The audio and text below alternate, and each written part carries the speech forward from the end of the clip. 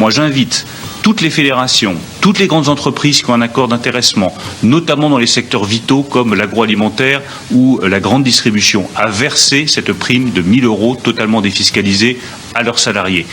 Il l'a appris alors qu'il était hospitalisé, infecté par le coronavirus. Zouhir, employé chez Monoprix au rayon fruits et légumes, n'aura pas droit à l'intégralité de sa prime Covid-19. Chez nous, c'est une prime de 1 000 € net, comme je l'ai annoncé le dimanche 22 mars, non conditionnelle et non proratisée en fonction du temps de travail. Vous avez travaillé 10 heures parce que vous êtes caissier ou caissière à temps partiel, vous avez 1 000 €. Aucun signe de reconnaissance. Ça fait 19 ans que je travaille chez Monoprix. Et dans le même magasin, et dans le même quartier. C'est ça la récompense? Oui, c'est de l'injustice, claire et nette.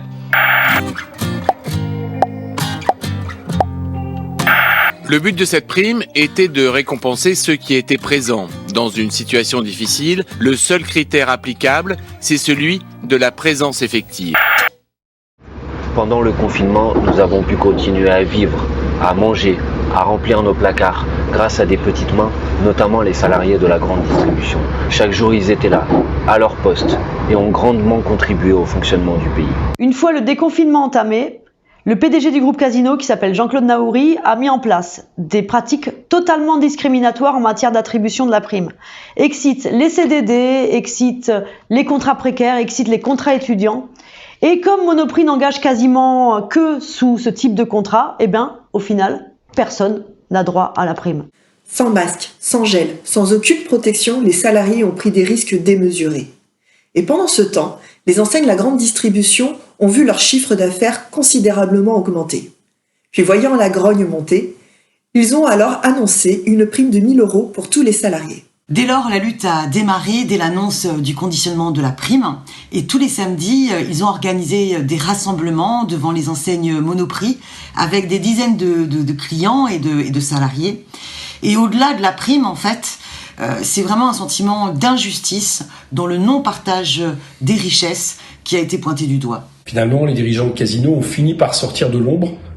Pour faire quoi? Pour assigner 18 de ces salariés devant la justice. Ils auraient réclamé jusqu'à 4 000 € de dédommagement. Eux qui, vous l'imaginez, ont des faibles revenus, juste pour avoir défendu leur dignité. Alors on ne va pas les laisser faire. Alors nous serons aux côtés des salariés.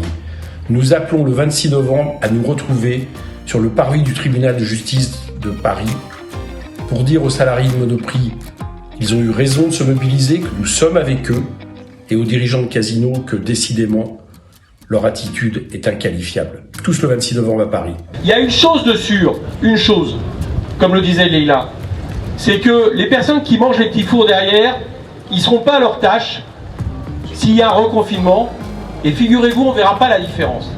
Par contre, ce qui est évident, c'est que les personnes à qui ils refusent aujourd'hui 1 000 € de prime, et tous les salariés du groupe Casino à qui on refuse un salaire décent, eux, ils seront au front, comme ils l'ont été pendant le confinement.